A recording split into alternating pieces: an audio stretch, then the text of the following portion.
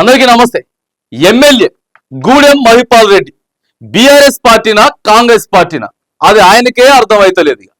So మనం మాత్రానికి ఏం పెట్టినాం title, Congress party MLA Gudem సస్పెండా అని చెప్పి మనం ఒక క్వశ్చన్ మార్క్ పెట్టాం. ఈ రోజు నిన్న దాదాపుగా సాయంత్రం నుంచి సోషల్ మీడియా మొత్తం కూడా ఈయన గురించే, ఈయన వీడియో, ఈయన మాట్లాడిందే మొత్తం సర్క్యులేట్ అవుతా ఉన్నది. ప్రస్తుతం సీనియర్ జర్నలిస్టులు కానీ ఇక రాజకీయాలకు సంబంధించినటువంటి సీనియర్ నేతలంతా కూడా ఈయన గురించే మాట్లాడుకుంటున్నారు. గెలిచిండు బీఆర్ఎస్ లా, కాంగ్రెస్ పార్టీలోకి పోయిండు. అయినా కూడా కాంగ్రెస్ పార్టీ తీర్థం పుచ్చుకున్నా ఇంకా బీఆర్ఎస్ వైపే చూపు ఉన్నది, కేసీఆర్ వైపే చూపు ఉన్నది. కానీ ఎందుకు ఆ చూపు ఉన్నది, మరి ఎందుకు కాంగ్రెస్ పార్టీలోకి పోయిండు అనేది ప్రస్తుతం ఆయన గురించెల్లి గూడెం మహిపాల్ రెడ్డి గురించెల్లి చర్చ నడుస్తా ఉన్నది. గతంలో కూడా 3-4 నెలల కిందట కూడా కాంగ్రెస్ పార్టీ గతంలో ఎవరెవరైతే కాంగ్రెస్ పార్టీకి సంబంధించిన నాయకులు ఉన్నారో, కార్యకర్తలు ఉన్నారో వాళ్ళంతా కూడా పోయి గూడెం మహిపాల్ రెడ్డి క్యాంప్ ఆఫీస్ మీద దాడి చేసిర్రు. మొత్తం కుర్చీలు గిర్చీలంతా బగలగొట్టిర్రు. ఆయన క్యాంప్ ఆఫీస్ లో కేసీఆర్ ఫోటోనే ఉన్నది. ఏంది ఇంకా నువ్వు కేసీఆర్ ఫోటో పెట్టుకున్నావు అంటే, నా ఇష్టం, ఆయన కేసీఆర్ ఫోటో పెట్టుకుంటా, నా ఇష్టం, అది రేవంత్ రెడ్డిది పెట్టుకోవాలనిపించుకుంటే రేవంత్ రెడ్డిది పెట్టుకుంటా. ఇప్పటికే సంచలనాత్మకమైనటువంటి వ్యాఖ్యలు చేస్తూ వస్తున్నటువంటి మహిపాల్ రెడ్డి మళ్ళొక దారుణమైనటువంటి పదం వాడిండిగా కాంగ్రెస్ పార్టీ మీద. నిన్న అక్కడికి సంబంధించినటువంటి పటాన్ చెరువుకి సంబంధించినటువంటి కార్యకర్తలే ఒక డంప్ యార్డ్ సమస్య మీద గూడెం మహిపాల్ రెడ్డి గెలవడానికి పోతే, ఏందా బాబు, ఇక నేను ఇంతకుముందు వీడియోలో కూడా చెప్పిన, ఇప్పుడు చెప్పను, ఇక అది ఇక అందరికీ తెలుసు, ఒకసారి వినిపించేటటువంటి ప్రయత్నం కూడా చేస్తా. ఇదేందే బాబు, నా లవ్ డాల పార్టీ అని చెప్పి క్లియర్ గా కాంగ్రెస్ పార్టీని అన్నాడు. మరి ఇప్పుడు రేవంత్ రెడ్డి గారు ఏం చేస్తారు? సస్పెండ్ చేస్తారా? నోటీసులు ఇస్తారా? షోకాజ్ నోటీసులు ఇస్తారా?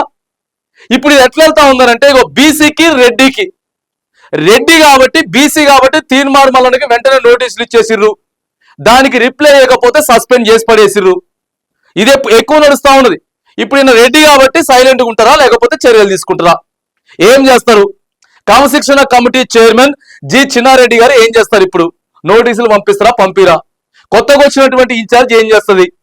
సో ఇప్పటికే అనేకమైనటువంటి ఆరోపణలు గూడెం మహిపాల్ రెడ్డి మీద ఉన్నాయి. భూ కబ్జాలు చేసిండు, సెటిల్మెంట్లు చేసిండు. ఇవాళ కాంగ్రెస్ లోకి వచ్చిన తర్వాత కాంగ్రెస్ పార్టీ పేరంతా ఆగమాగం చేస్తున్నారు. మొదటి నుంచి కష్టపడ్డటువంటి నీలం మధు గాని, కాటా శ్రీనివాస్ గాని, వీళ్ళిద్దరికి కూడా చెడ్డ పేరు వస్తా ఉన్నది. అలా కార్యకర్తలంతా కూడా ఇలా అలిగిండ్రు అని చెప్పి ఇంత కథ ఉన్నది కదా. మరి డైరెక్ట్ చూపించిండు, ఇవాళ డైరెక్ట్ రేవంత్ రెడ్డి గారికి, కాంగ్రెస్ పార్టీకి ఆయన చూపించిండు. అంతే కదా, క్లియర్ గా కనపడుతున్నది. సో మీరే చూడండి ఒకసారి వీడియో ఆయన ఏం మాట్లాడిండో మీరే చూడండి. నిన్న వీళ్ళంతా పోయిరు, కొంతమంది కార్యకర్తలంతా కూడా పోతే, నాది అసలు అధికార పార్టీ కాదని అది బీఆర్ఎస్ పార్టీ అని చెప్పి ఆయన చెప్తున్నాడు.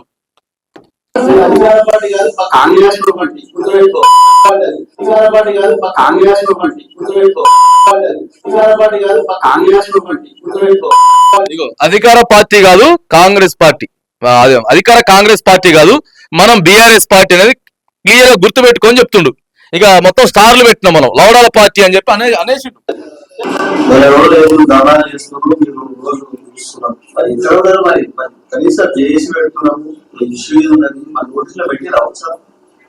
అన్ని ప్రయత్నాలు చేసిన లాస్ట్ మైకి సాయం తీసుకోవాలని వచ్చారు. ఎందుకు వచ్చిన అన్ని ప్రయత్నాలు చేసింది కదా, చేసినప్పుడు లాస్ట్ ప్రయత్నం నాకు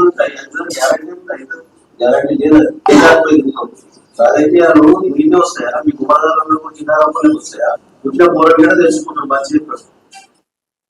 సో ఇక ఏది కథ, వాళ్ళంతా కూడా పోతే మొత్తం తిరిగి చేసిరే కదా, ఇప్పుడు నా దగ్గరకు వచ్చిర్రా, అయినా మంది అధికార పార్టీ కాదని చెప్పేసి క్లియర్ గా చెప్తున్నాడు.